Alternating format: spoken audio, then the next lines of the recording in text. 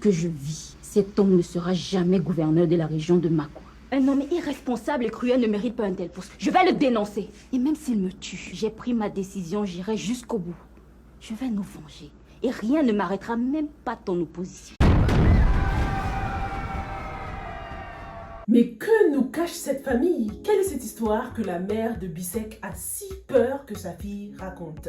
Dans cette vidéo, on va passer en revue les épisodes 3 et 4 de la bataille des chéris. Cette revue a pour but de créer de la discussion autour de la série, et elle ne doit en aucun cas vous empêcher de suivre cette série sur A+, bien sûr. N'hésitez surtout pas à vous abonner pour ne rater aucune revue. La bataille des chéris, ça ne fait que commencer et c'est déjà chaud à mort, les gars. Quand le courage saute une génération, voilà ce que ça donne. Bisek a décidé de faire régner la justice à la place de sa mère. Bisek, c'est une jeune fille très déterminée, mais aussi pleine de colère contre le monde. Dès qu'on nous la montre pour la première fois, on comprend qu'elle suit les activités d'Elimba parce qu'elle était tout de suite déjà au courant qu'il est candidat pour devenir gouverneur. Du coup, Bisek est déterminée à ce que le monde entier découvre le vrai visage d'Elimba, l'homme qu'elle déteste le plus sur cette terre. Un homme qui pourrait bien être son père, les gars. Qu'est-ce que vous en pensez? Dites-moi dans les commentaires. On dirait que sa mère est probablement tombée enceinte d'Elimba lorsqu'ils étaient jeunes, mais il lui a demandé de se débarrasser du bébé. Ce que je veux, c'est restituer ta dignité que ce monstre a piétiné depuis des années, maman. Parce que lorsque Bisek parle de mourir à nouveau, elle a dit un truc qui insinuait que Elimba avait déjà tenté de la tuer, un truc comme ça. Il n'a qu'à me tuer, maman. Ce sera ma deuxième mort puisqu'il a déjà fait une fois. On dirait qu'elle faisait référence à l'avortement. Donc, est-ce que sa mère, dans le passé, a reçu du hush money? Est-ce qu'on lui a donné de l'argent en échange de son silence et pour qu'elle se débarrasse de sa grossesse? En tout cas, aujourd'hui, on constate que sa mère vit cachée, on dirait. Elle vit dans la peur, elle veut absolument s'éloigner des hommes politiques. On a hâte d'en savoir plus concernant leur histoire parce qu'elle va clairement nous permettre de découvrir le vrai visage d'Elimba, un homme malhonnête, égoïste et irresponsable. La conversation qu'il a eue avec sa fille était vraiment touchante. On découvre une fille pleine de maturité qui essaye tant bien que mal d'expliquer à son père à quel point sa candidature au poste de gouverneur risque d'avoir un impact très négatif sur elle. Capoel risque de non seulement perdre sa meilleure amie dont le père fait partie du camp adverse, mais en plus, elle sent très bien qu'elle perdra son père Elimba également, qui sera encore plus absent de sa vie qu'il ne l'est déjà. L'absence du père se ressent déjà dans cette scène par rapport à comment les personnages sont assis. En plus, Elimba n'a pas su trouver les mots pour rassurer sa fille, ça se voit qu'il ne la comprend pas vraiment. De plus, ils sont assis tellement loin l'un de l'autre,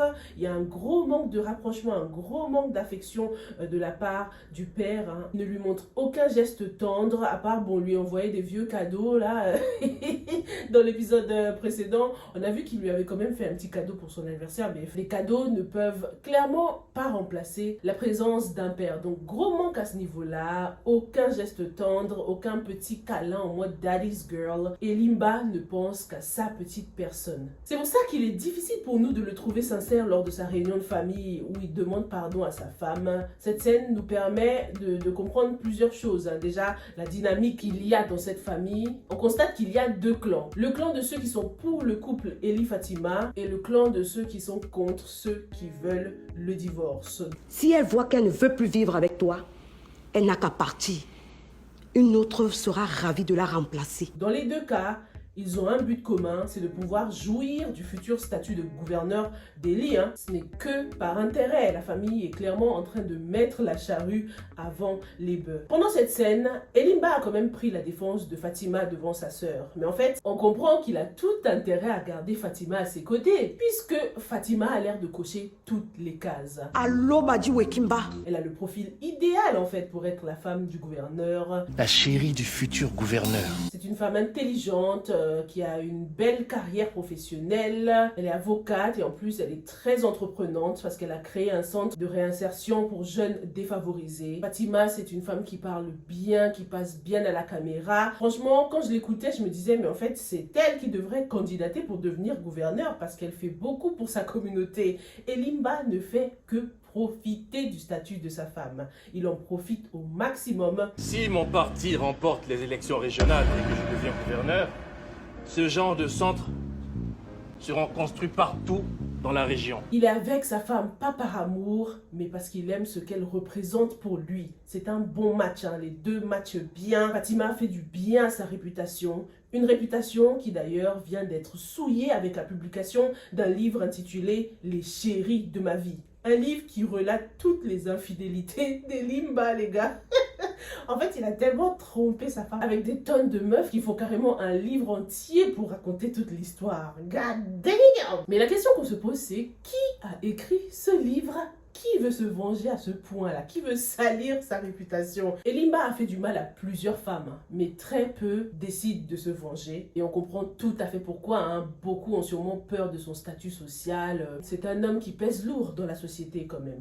En tout cas, la honte pour Fatima.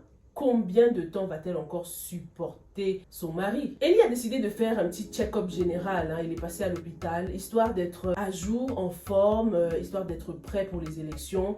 Bon, espérons que les résultats reviendront négatifs, qu'il n'aura rien, hein, qu'il sera en bonne santé, parce que sinon je trouve que ça fera trop cliché si on découvre que bon, il s'est chopé une MST ou un truc comme ça, je sais pas. Dites-moi ce que vous en pensez. En tout cas, à l'hôpital, il a croisé son ex, Ngobo, avec sa mère. On comprend direct que c'est la mère de Ngobo qui a tout organisé, hein. Elle a tout manigancé pour que les ex se croisent.